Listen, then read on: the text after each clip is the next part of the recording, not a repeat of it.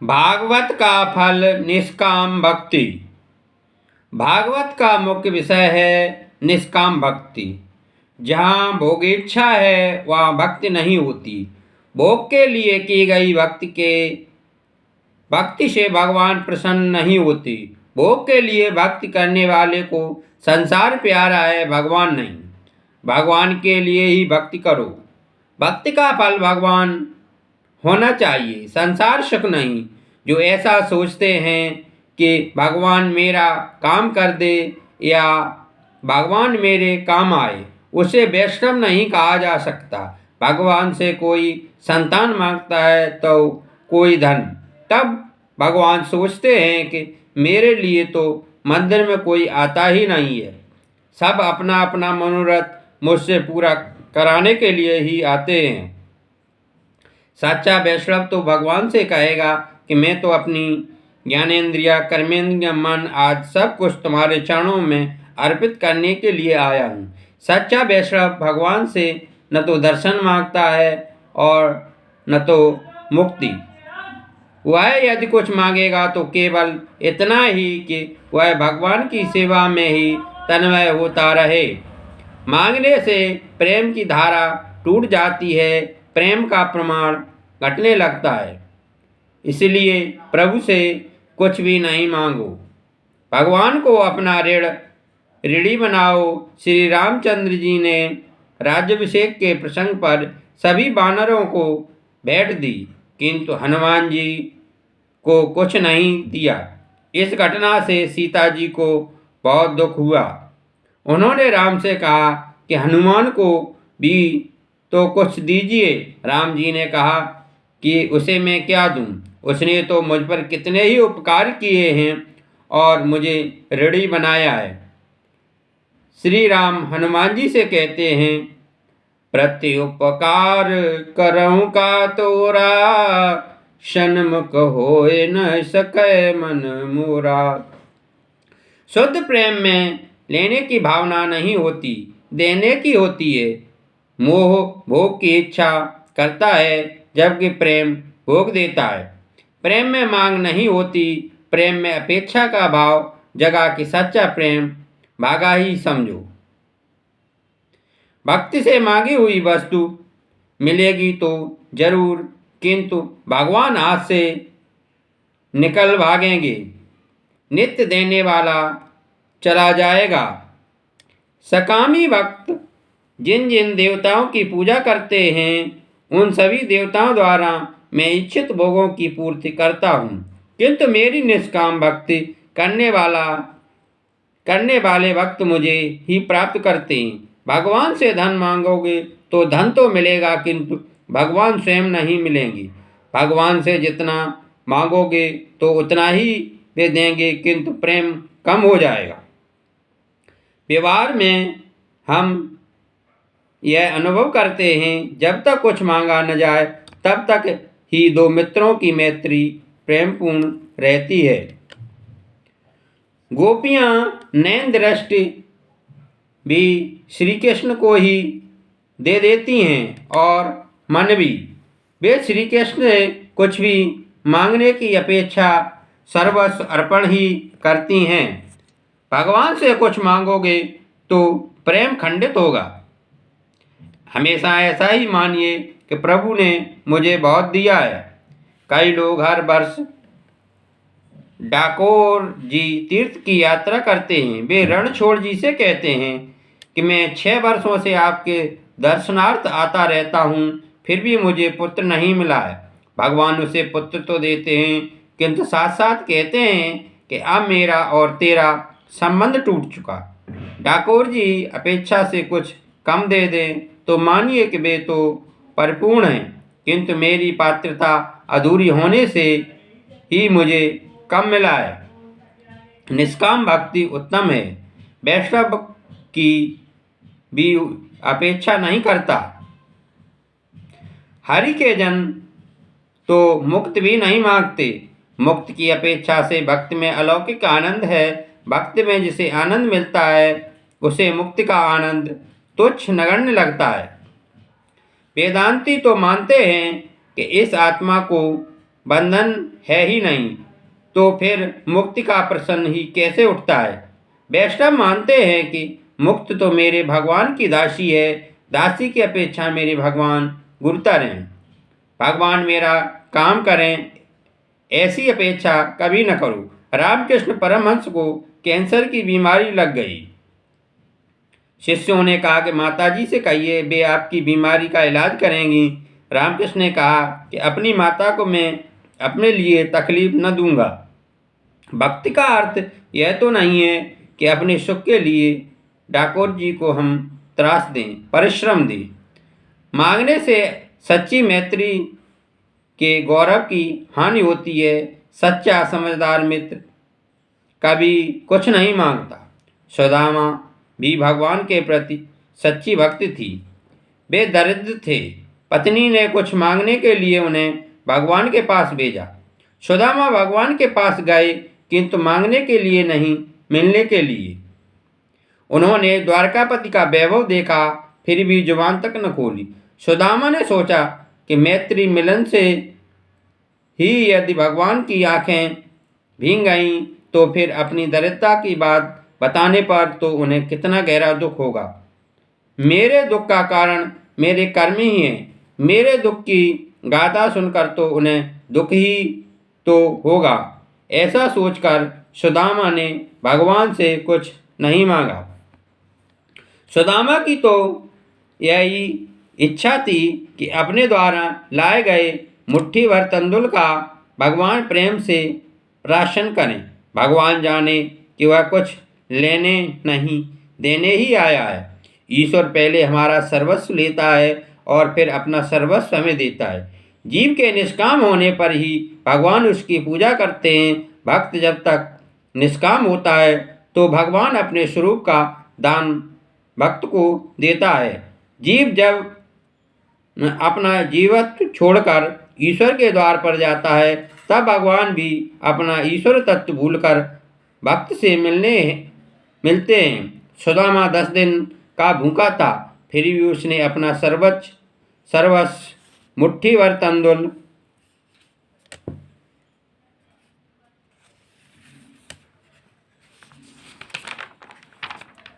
प्रभु को दे दिया। सुदामा के तंदुल चाहे मुट्ठी भर ही थे, फिर भी वही तो उस समय उसका सर्वस्व था। वैसे मुट्ठी भर तंदुल की कोई इतनी बड़ी कीमत नहीं है, किंतु मूल्य तो सुदामा के प्रभु प्रेम का है। यदि मेरे लिए श्री ठाकुर जी को थोड़ा सा श्रम उठाना पड़ेगा तो मेरी भक्ति व्यर्थ है, निष्फल है, ऐसा मानो। भगवान से कुछ और भी न मांगो। न मांगने से भगवान तुम्हारे ऋणी होंगे। गोपियों ने भगवान से कुछ भी नहीं मांगा था। उनकी भक्ति निष्काम थी, अतः भगवान गोपियों के ऋणी थे। गोपी गीत में भी भगवान से कहती हैं कि हम तो आपकी निःशुल्क क्षुद्र दासियां हैं, अर्थात निष्काम भाव से सेवा करने वाली दासियां हैं। इसी तरह कुरुक्षेत्र में भी जब वे भगवान श्री कृष्ण से मिलती हैं तो वहाँ भी वे कुछ मांगती नहीं हैं। वे तो केवल इतनी इच्छा करती हैं, संसार रूपी कुएं में गिरे हुओं को उसमें से बाहर निकालने के अवलंबन रूप आपके चरण कमल घर में रहते हुए भी हमारे मन में सदा बसे रहें। एक सखी उद्धव जी से पूछती है, तुम किसका संदेश लेकर आए हो? कृष्ण का।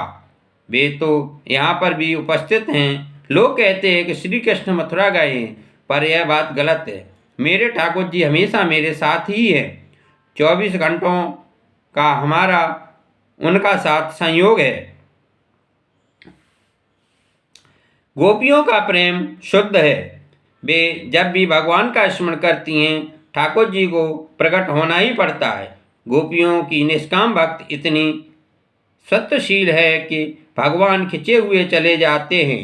ठाकुर जी को सदा साथ रखोगे तो यहाँ भी जाओगे, भक्त कर सकोगे। तभी तो तुकाराम भगत कहते हैं, मुझे चाहे भोजन न भी मिले, परंतु वे विट्ठलनाथ मुझे एक भी क्षण तुम अपने से अलग मत रखना। भगवान उद्धव जी से कहते हैं, उद्धव, मेरी गोपियां मुझ में तन्मय चित्त वाली, मदर्ते त्वक्त देहिकाये हे। गोपियों का आदर्श आँख के सामने रखो और भगवान की भक्ति करो। सुदामा की निष्काम भक्ति को याद रखकर प्रभु की भक्ति करो। सुदामा और गोपियां जैसी भक्ति सीखो। सुदामा की भक्ति भी निष्काम थी। तुम अपना सर्वस्व भगवान को अर्पण करो, ऐसा होने पर भगवान भी सर्वस्व तुम्हें देंगी। निष्काम भक्ति ही भागवत का मुख्य विषय है। निष्काम भक्ति ही श्रेष्ठ भक्ति है। निष्काम भक्ति का श्रेष्ठ दृष्टांत है श्री कृष्ण के प्रति गोपियों का निष्काम ममता, निष्काम प्रेम। गोपियों तो मुक्त भी की भी इच्छा नहीं रखती थीं। श्री कृष्ण का सुख ही अपना सुख है, ऐसा गोपियां मानती थीं। एक सखी ने उद्धव जी से कहा कि श्री कृष्ण के वियोग में हमारी कैसी दशा है। वह तो आपने देख लिया। मथुरा जाने पर श्री कृष्ण से कहना कि यदि आप मथुरा में सुख से रहते हैं तो हमारे सुख के लिए ब्रज में आने का कष्ट न करें। हमारा प्रेम अपने सुख के लिए नहीं है, किंतु श्री कृष्ण को ही सुखी करने के लिए। श्री कृष्ण के वियोग से हम दुखी हैं और विलाप भी करती हैं, परंतु हमारे विरह में यदि वे मथुरा में सुख से रहते हैं तो वे सुखी रहें। हमारे सुख के लिए वे यहाँ न आएं। यदि अपने सुख के लिए वे यहाँ आना चाहें तो अवश्य ही पधारें। दूसरों के सुख में सुख का अनुभव करना ही सच्चे प्रेम का लक्षण है। शांडिल्य मुनि ने अपने भक्ति सूत्र में लिखा है, तत्सुखे सुखे त्वं प्रेम लक्षणम। धन्य हैं वे ब्रजवासी भक्तजन जो श्री कृष्ण से मिलने के लिए मथुरा नहीं गए। गोपी प्रेम की पागल अवस्था में भगवान की निकटता का अनुभव करती हैं। सखी सोचती हैं कि मैं वहाँ मिलने गई और मेरे मिलने से ठाकुर जी को कुछ कष्ट हुआ है, तो उनको कुछ लज्जा हुई कि गांव की इस ग्वालिन से मैं खेलता था, तो नहीं, मुझे मथुरा नहीं जाना है। मेरे प्रेम में कुछ न कुछ न्यूनता ही रह गई है, इसलिए वे मुझसे छोड़कर चले गए। मेरा प्रेम यदि सच्चा है तो अवश्य ही गोकुल लौटेंगे। उस समय तक मैं विरह दुख सहन करती रहूंगी। इसलिए श्री कृष्ण कहते हैं कि मुझे गोकुल में जो आनंद गोपियों से मिलता है वह द्वारका में नहीं है। गोपियों का प्रेम निष्काम है। भगवान का जो आश्रय लेता है वह निष्काम बनता है। गोपियों की ऐसी निष्काम भक्ति से परमात्मा गोपियों के ऋणी हुए। गोपी प्रेम की महिमा दर्शनीय है। श्री कृष्ण एक बार बीमार हो गए। बीमार होने का नाटक किया, कोई भी औषधि सफल नहीं हुई। तब प्रभु ने वैष्णव भक्त की चरण रज औषधि के रूप में मांगी। कोई वैष्णव अपनी चरण रज दे तो भगवान की बीमारी दूर हो सके। भगवान की रानियां से चरण रज मांगी गई। सभी रानियों को आश्चर्य हुआ। प्राणनाथ को चरण रज दें तो महापाप होगा और नरक में जाना पड़ेगा। नरक में कौन जाए, हम तो चरण रज नहीं देंगी। दूसरों से भी चरण रज मांगी गई, कोई तैयार न हुआ। अंत में बात गोपियों तक पहुंची। गोपियों ने सुना कि उनके कृष्ण बीमार हैं। यदि वे भले चंगे हो सकते हैं तो हम अपनी चरण रज देने को तैयार हैं। इसके लिए हम कोई भी दुख सहने को तैयार हैं। जो अपना कन्हैया सुखी भला चंगा होता, हाँ, तो हम नरक यातना भी भुगत लेंगी। उन्होंने अपनी चरण रज दी। श्री कृष्ण की बीमारी दूर हो गई। सच्चे निष्काम प्रेम की परीक्षा भी हो गई। भागवत का फल है निष्काम भक्ति। निष्काम भक्ति भगवान को प्रसन्न करती है। गोपियों जैसी निष्काम भक्ति की आदत डालो। भक्ति से मुक्ति मिलती है। भक्ति के बिना ज्ञान और वैराग्य प्राप्त नहीं हो सकती। बिना ज्ञान की भक्ति अंधी है और बिना भक्ति के ज्ञान पंगु है। आदत और हाजत, जरूरत पर नियंत्रण रखा जाए तो मानव प्रभु में लीन हो सकता है। भागवत का मुख्य विषय है निष्काम भक्ति। भागवत सबके लिए है, वेदांत सबके लिए नहीं है। वेदांत का अधिकार सबको नहीं दिया गया। जिसे ब्रह्म को जानने की जिज्ञासा हो उसी के लिए वेदांत है। वेदांत का अधिकार कौन है? अधिकारी कौन है? जिसने षट संपत्ति आदि की प्राप्त की हो, वही वेदांत का अधिकारी है। किंतु भागवत तो सभी के लिए है। भागवत का अधिकार वैसे तो सभी के लिए बताएगा, फिर भी निर्मत्सराणा शता, शुद्ध अंतकरण वाले पुरुष के जानने के लिए योग्य परमात्मा का निरूपण इसमें किया गया है। निर्मत्सराणाम, निर्मत्सर होकर कथा सुनो। मत्सर सबसे बड़ा शत्रु है। मत्सर सबको सताता है। ज्ञानी और योगी दोनों को मत्सर परेशान करता है। स्वयं प्राप्त की हुई योग सिद्ध के बल से चांगदेव 1400 वर्ष जिए थे। उन्होंने मृत्यु को 14 बार वापस लौटाया। वे सिद्धियों में फंसे हुए थे। उन्हें प्रतिष्ठा का मोह था। उन्होंने संत ज्ञानेश्वर की कीर्ति सुनी। चांगदेव ज्ञानेश्वर के प्रति मत्सर करने लगे। क्या यह बालक मुझसे भी बढ़ गया? ज्ञानेश्वर की आयु 16 वर्ष की थी। चांगदेव की इच्छा हुई कि वह ज्ञानेश्वर को पत्र लिखे, किंतु पत्र में संबोधन क्या किया जाए? ज्ञानेश्वर ने अपने से छोटे केवल 16 वर्ष के सो पूज्य तो कैसे लिखा जाए और ऐसे महाज्ञानी को चिरंजीव भी कैसे लिखा जाए? इस उलझन को वे सुलझा न सके, सो बिना लिखे ही पत्र भेज दिया। संत की भाषा संत जान सकते हैं, वे कोरा भी पढ़ लेते हैं। मुक्ताबाई ने पत्र का उत्तर दिया, 1400 साल की तेरी आयु हुई है, फिर भी तुम कोरा ही रह गया। चांगदेव ने सोचा कि ऐसे ज्ञानी पुरुष से मिलना ही चाहिए। अपनी सिद्धियों के दर्शन के लिए उन्होंने बाघ पर सवारी की और सर्प की लगाम बनाई और इस प्रकार वे ज्ञानेश्वर से मिलने के लिए आ रहे थे। इस ओर ज्ञानेश्वर से किसी ने कहा कि चांगदेव बाघ पर सवार करके आपसे मिलने आ रहे हैं। ज्ञानेश्वर ने सोचा, इस बूढ़े को अपनी सिद्धियों का अभिमान हो गया है। चांगदेव ने अपनी सिद्धियों के अभिमान के कारण ज्ञानेश्वर को पत्र में पूज्य शब्द से संबोधित नहीं किया था। ज्ञानेश्वर ने सोचा, चांगदेव को कुछ पाठ पढ़ाना चाहिए। संत मिलने आए हैं तो उनकी आवभगत करनी ही चाहिए। उस समय ज्ञानदेव चौक पर बैठे हुए थे। उन्होंने चौक से चलने की आज्ञा दी। पत्थर का चौका चल दिया। चौके को चलता हुआ देखकर चांगदेव का अभिमान नष्ट हो गया। चांगदेव ने महसूस किया, मैंने तो हिंसक पशुओं को भी बस में किया, जबकि ज्ञानेश्वर के पास तो ऐसी शक्ति है तो जो जड़ पदार्थ को भी चेतन बना देती है। दोनों का मिलन हुआ। चांगदेव ज्ञानेश्वर के शिष्य बन गए। यह दृष्टांत सिखाता है कि हठयोग से मन को नियंत्रित करने की अपेक्षा प्रेम से मन को बस में करना उत्तम है। चांगदेव हठयोगी थे। हठात बलात्कार से उन्होंने मन को बस में किया था। योग मन को एकाग्र कर सकता है, किंतु हृदय को विशाल नहीं कर सकता। यही कारण है चांगदेव ज्ञानेश्वर से ईर्ष्या करते थे। हृदय को विशाल करती है भक्ति। भक्ति से हृदय पिघलता है, विशाल भी होता है। मत्सर करने वाले के तो इहलोक और परलोक दोनों ही बिगड़ते। मन में मत्सर मत रखो। मन से मत्सर निकाल दोगे तो मनोवन का स्वरूप मन में सुदृढ़ होगा। कथा सुनकर उसे जीवन में चरितार्थ करने वाले लोग बहुत